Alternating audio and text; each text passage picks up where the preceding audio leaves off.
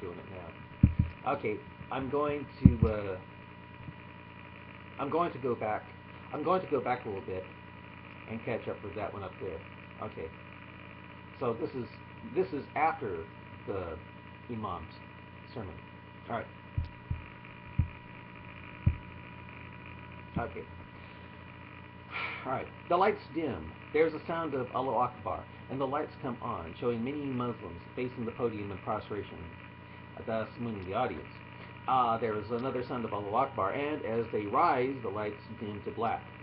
When the lights come on, the Imam standing under a light, smiling. The Imam is standing under light, smiling, watching his congregation going by.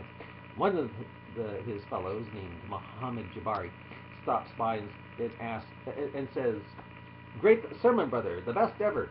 Imam then says, "Thank you, brother." And Jabari says, "And I was wondering, if we are about to implement Sharia in the U.S., well, who are we to fight in order for the Mahdi and Jesus Isa to come back and kill all the secret Jews and Christians who remain in hiding?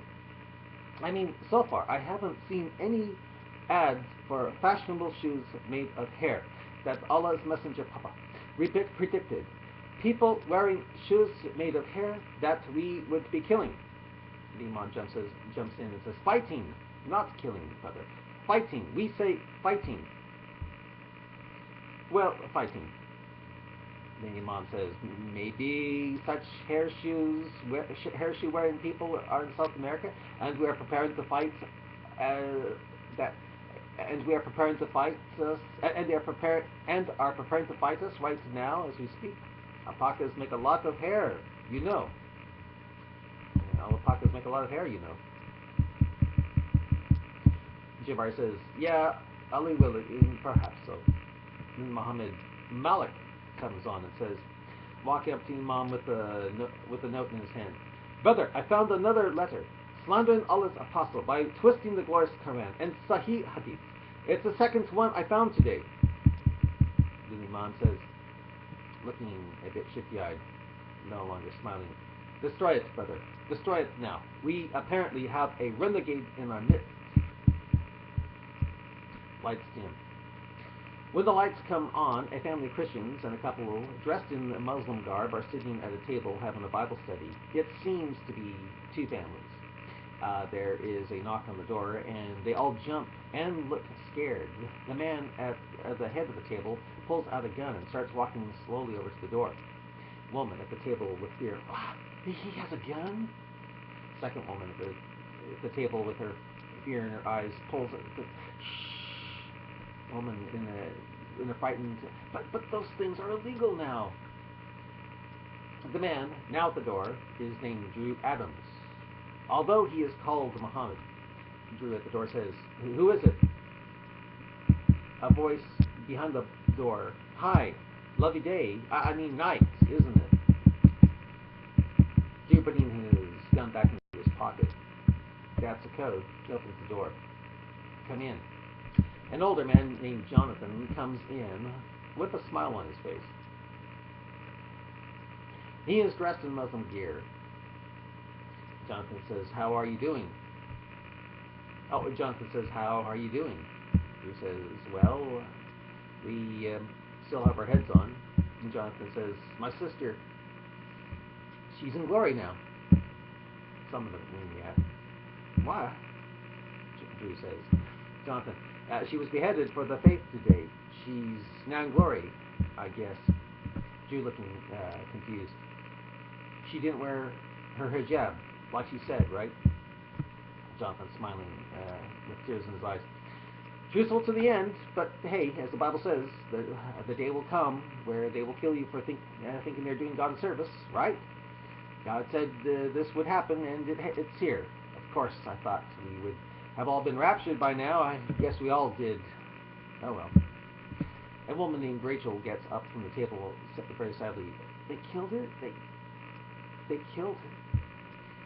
Jonathan, "I prefer the term martyred." Drew says, "Are you going? What are you going? Are you going to? Are you going to? And you are going to?" Then Jonathan says, "Pray for her soul." "What? else can I or any of us do? We're in the tribulation now. We don't pay the jizya tax and we are arrested. It's only a matter of time until we end up like Heather today. It was her refusing to pay jizya that's got her killed, not so much the refusal to put on that covering, but not not having on the covering called attention to her actions. Face it, we're all Christians, but we are submitting to the state like Muslims. Lights dim. When the lights come on, a reporter has the light on her. Although she is dressed in Islamic garb with a microphone in her hand, her sparkling eyes shine in the darkness. The hijab she wears is pink and has artistic design to it. Due to the backdrop, it seems as dawn. It's seen as dawn over the sagebrush, desert that is Sparks, Nevada. The reporter says, "Good morning, this is Marsha Mohammed of Channel 2 News, reporting something strange. Reports came in not long ago of people reporting lines of unraveled videotape on their sidewalks and neighborhood streets. Get this, there seems to be miles of it, and it's all over Sparks.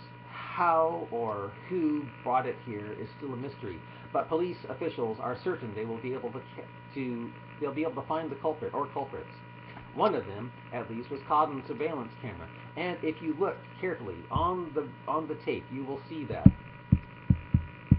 television sets on the walls of the theater start showing a hooded man on a Honda motorcycle riding in the dark with video tape trailing from him. The bike he's on doesn't have a license plate." The reporter says, "Although it's night, you can see something shimmering behind him as he drives his Honda motorcycle through the streets of Sparks. Apparently, he removed the transparent plastic top of the reel of old VHS videotape and let the weight of the tape unravel behind him as he traveled through the town while it was dark at about 25 to 50 miles per hour, pretty much obeying the speed limit while breaking the litter law. He was apparently trying to not grab police attention, which is why he apparently chose night and stayed the speed limit. At the clip he is traveling, it seems as though he was able to unravel one reel of video every three minutes. Get this, each tape of video is nearly a mile in length. Who knew old VHS could unravel like this, be so incredibly long, and, as we are finding out, make so many miles of it in so little time? Perhaps this can explain the crop circle formations, which to this day are still a mystery. Check this out." Reporter Marsha Mohammed picks up a line of it. "I see people angrily picking it up and throwing it into their trash bins. They all seem to be doing that. The question I have is what is the question I have is what the hell is on this stuff? Is it blank or does it contain something?"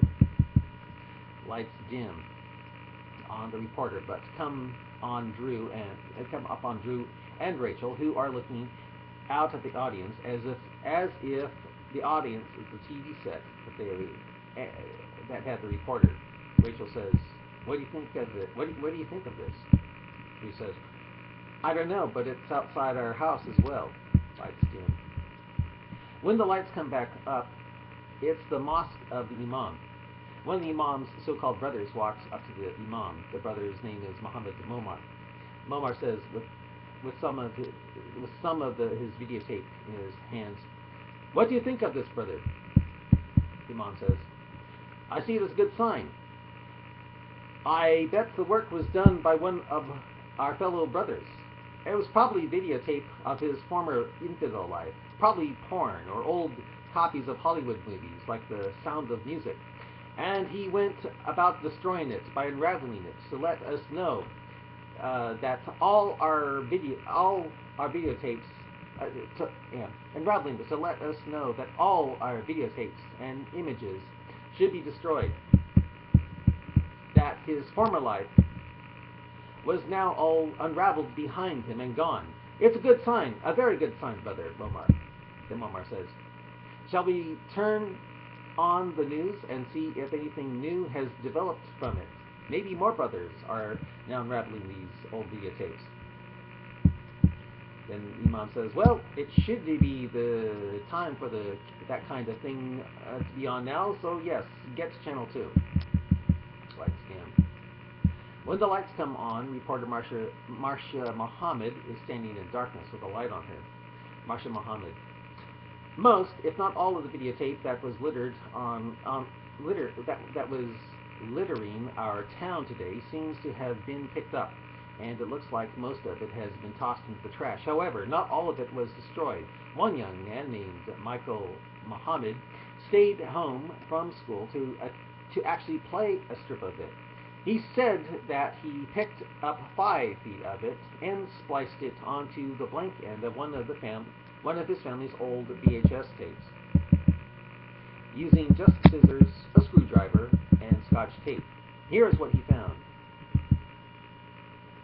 Television screens on the wall of the theater come on, showing the face of a middle-aged white guy wearing a black leather jacket.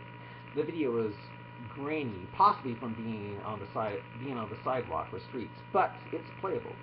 The video man repeats something in a language that isn't English. The video man saying, "Same kadun narop yatahed.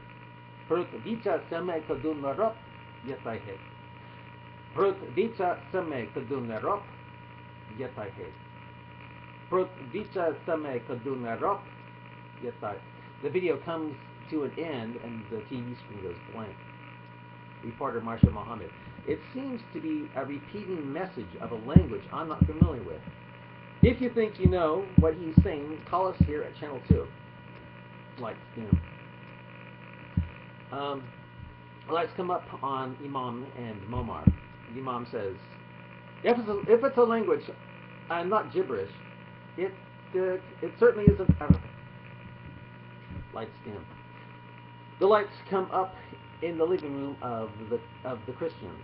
When it does, the TVs with the man's image repeating the unknown words is on the TV set. When the TVs go black, Drew and Rachel just stare at the audience as though the audience was the TV screen. Rachel says, "You picked up and spliced the videotape, and that is it? And that's it?" And then Drew says, "I heard that it was playable on the news today, so I fetched it out of the trash and played some of it. One other on the news reported doing the same thing I did this afternoon, and it was the same thing, which tells me all of it is the repeated message, all of it. And it seems to be in a loop, for if you look at the window behind him, you'll see that it's night. He must have made copies, putting his video image into a kind of loop. I can't believe he'd do it all live for all of this videotape. It seems it would have taken him days, so it has to be mass copy. I'm wondering if this is stopped. I don't know. I think I'll stop it here. I'll stop it here. Bye.